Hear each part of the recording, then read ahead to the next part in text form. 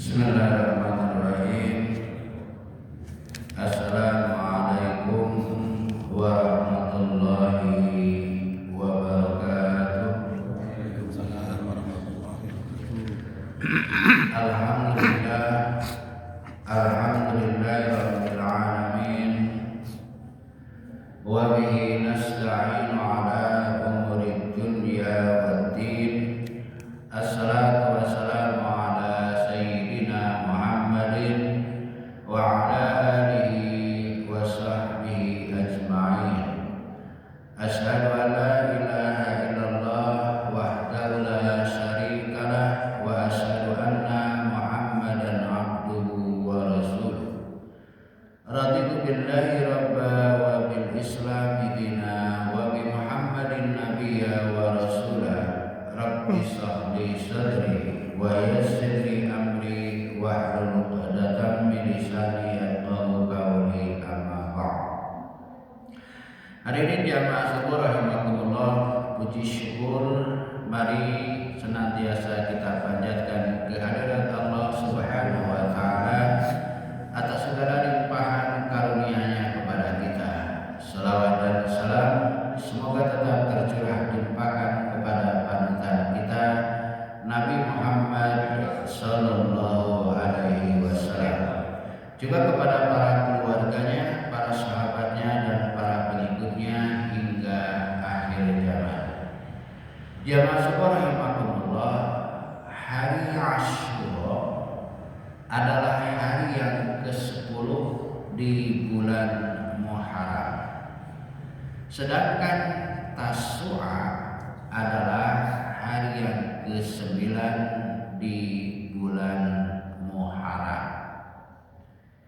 Tahun ini Asyura insyaallah hari Kamis 25 Juni dan Tasu'a hari Rabu 24 Juni 2026.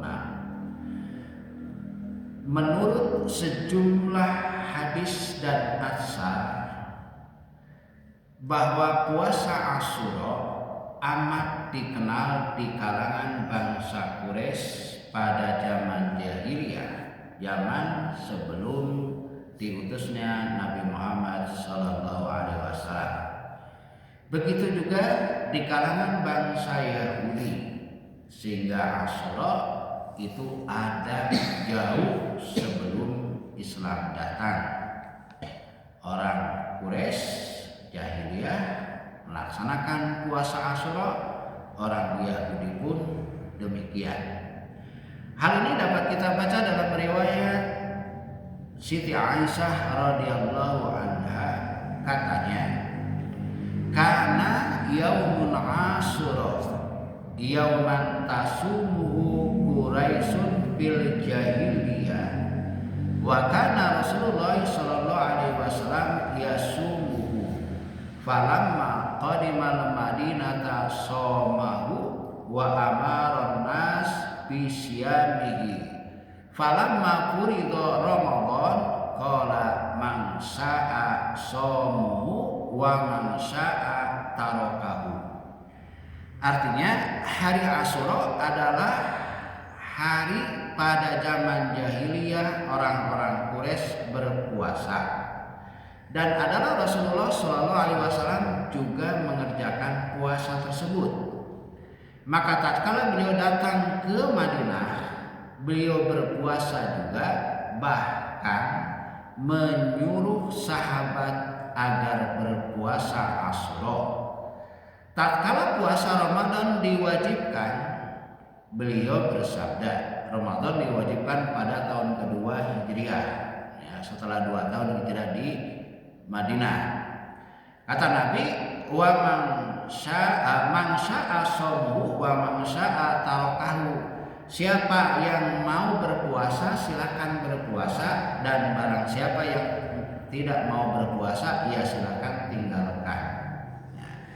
Dalam hadis yang lain, qala Ibnu Abbas lima qadiman Nabi sallallahu alaihi wasallam ail Madinah fara'al yahudu tasumu Asyura faqala ma hadza qalu hada yaumun shalih najjanallahu bihi Musa wa bani Israil min aduwwihim fasamuhu Musa faqala ana ahaqqu bi Musa minkum fasamuhu wa amara bi siyamihi. Artinya Ibnu Abbas berkata, tatkala Nabi Shallallahu Alaihi Wasallam sampai di Madinah, beliau bertanya, ada apa ini? Jawab mereka, ini adalah hari yang baik. Pada hari ini Allah menyelamatkan Nabi Musa dan Bani Israel dari kejaran musuhnya. Maka Nabi Musa berpuasa. Kemudian beliau, Nabi Shallallahu Alaihi Wasallam bersabda, saya lebih berhak mengenang Nabi Musa daripada kalian. Maka beliau berpuasa dan menyuruh sahabat berpuasa. Jamaah subur rahimakumullah, semula Nabi Muhammad SAW mewajibkan puasa Asyura dan beliau pernah mengutus seorang kurir, seorang utusan untuk memberitahukan kepada para sahabatnya akan difardukannya puasa tersebut, sekalipun ada yang pagi harinya mereka sudah sarapan. Jadi puasa Asyura tadinya itu diwajibkan oleh Rasulullah. Bahkan orang yang sudah sarapan pun katanya puasa juga. Artinya biarin sarapan tidak jadi masalah. Pokoknya sekarang wajib harus puasa. Kata Nabi begitu, ya, mengutus kurir.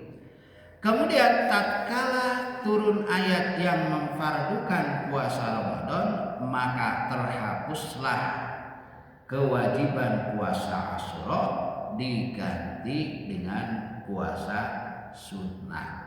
Jadi sebelum puasa Ramadan yang wajib itu hanya puasa tanggal 10 Muharram atau hari Asyura. Dalam hal ini ada riwayat dari Qatadah, qala Rasulullah sallallahu alaihi wasallam, saumu yaumin arafata yukaffiru sanataini madiyatan wa mustaqbilatan wa saumu Asyura yukaffiru sanatan madiyatan. Rasulullah Shallallahu Alaihi Wasallam bersabda, puasa hari Arafah menghapus 2 tahun, setahun yang lalu dan setahun yang akan datang. Udah lewat ya, tanggal 9 Dzulhijjah. Dan puasa Asyura, sedangkan puasa Asyura menghapus dosa tahun yang lalu. Ya, jadi itu keutamaan dari puasa Asyura. Tatkala Nabi Shallallahu Alaihi Wasallam berambisi, berkeinginan untuk meninggikan saksiyah Islamiyah dalam segala hal, sehingga kaum muslimin bebas dari keterikatannya dengan non muslim, maka beliau menganjurkan puasa hari yang ke-9 sebelum hari yang ke-10 agar puasa yang dikerjakan kaum muslimin berbeda dengan puasa yang dilakukan oleh orang Yahudi. Jadi kalau tadi kan orang Yahudi udah biasa puasa Asyura tanggal 10 Muharram. Orang jahiliyah Quraisy pun juga biasa puasa Asyura tanggal 10 Muharram. Nah, kan mungkin orang-orang, loh kalau begitu apa bedanya Islam dengan orang selain Islam, orang musyrik ahli kitab? Nah, maka Nabi menginginkan ya agar kita umat Islam itu berbeda dengan mereka. Maka kata Nabi, kalau begitu mari kita berpuasa dari tanggal 9 Muharram, 9 dan 10 Muharram. 9-nya namanya Tas'a, 10-nya namanya Asyura. Ibnu Abbas qala lamma shoma Rasulullah sallallahu alaihi wasallam yauma Asyura wa amara bi siyamihi qalu ya Rasulullah innahu yaumun tu'addimuhul yahudu wan nasara Faqala fa idza kana al-amul muqbilu insyaallah somnal yaumi wa tasya. Qala afalam ya'til ami muqbila hatta tuwaffi Rasulullah sallallahu alaihi wasallam. Artinya Ibnu Abbas berkata, tatkala Rasulullah sallallahu alaihi wasallam menjalankan puasa Asyura 10 Muharram dan beliau memerintahkan sahabat mengerjakannya, maka mereka berkata, "Ya Rasulullah, sesungguhnya hari ini adalah hari yang diagungkan oleh orang-orang Yahudi dan orang-orang Nasrani." Jawab beliau, "Kalau begitu insya Allah tahun depan kita berpuasa Tasyu'a, ya, kemudian baru berpuasa Asyura." Namun apa yang terjadi? Tahun berikutnya Rasulullah wafat. Jadi puasa Tasyu'a itu 9 Muharram tidak sempat dikerjakan oleh Nabi karena Nabi keburu wafat. Ya. Kalau begitu, apakah ini termasuk sunat juga? Ya, secara otomatis ini sunat kendati belum sempat dikerjakan oleh Nabi. Nah, karena itu saya mengajak, mari kita laksanakan puasa Asyura, minimal syukur-syukur dengan puasa Tasyu'a. Keutamaannya seperti tadi dikatakan, menghapus dosa setahun yang lalu. Dosa yang gimana? Dosa-dosa kecil, dosa-dosa yang mungkin kita tidak kerasa, ya, bercanda, tapi dalam candaan itu mungkin menyakiti hati seseorang, atau mungkin yang lain-lainnya yang tanpa kita sadari kita lakukan. Nah, dosa-dosa yang kecil itu akan dihapuskan oleh Allah melalui puasa Asyura. Karena itu saya mengajak, mari di tahun ini hari Kamis kita berpuasa Asyura. Syukur-syukur bagi orang-orang yang rajin berpuasa, silakan dari hari Rabu, sehingga 2 hari Rabu dan Kamis 24 dan 25 Juni kita melaksanakan puasa Tasyu'a dan puasa Asyura. Satu lagi, ada segolongan kaum Syiah menganggap bahwa bahwa hari Asyura itu hari berduka cita, karena hari tersebut kebetulan bersamaan dengan hari dipancungnya Husain bin Ali radhiyallahu anhu, sehingga mereka memukul dadanya, menempeleng pipinya dan merobek-robek sakunya karena mengingat penderitaan dan penganiayaan yang diderita oleh Husain bin Ali. Nah, ini adalah sebuah kebiasaan atau sesuatu yang diada-adakan dalam bahasa agama, namanya bid'ah, ya, yang mengatakan Asyura itu hari berduka cita, maka kita harus merobek-robek sakunya, harus menempeleng pipi kita, harus memukul dada kita, karena kita ingin mengenang penderitaan dan penganiayaan yang diderita oleh Husain.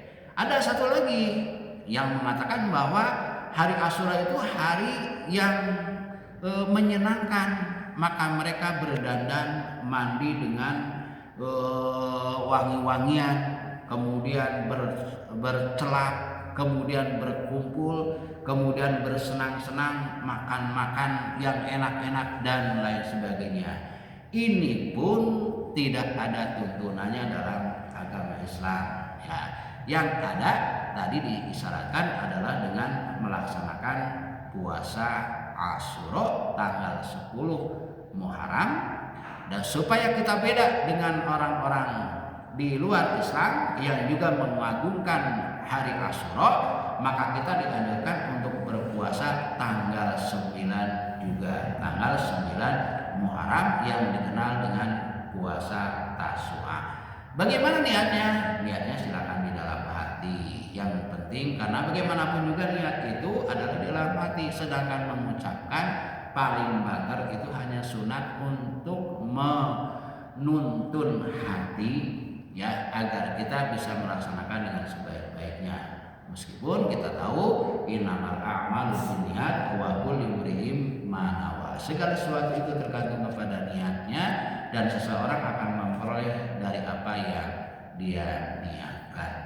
Demikian subhanakallahumma wa bihamdika asyhadu an la ilaha illa anta astaghfiruka wa atubu ilaik. Wa billahi taufiq wal hidayah. Wassalamualaikum warahmatullahi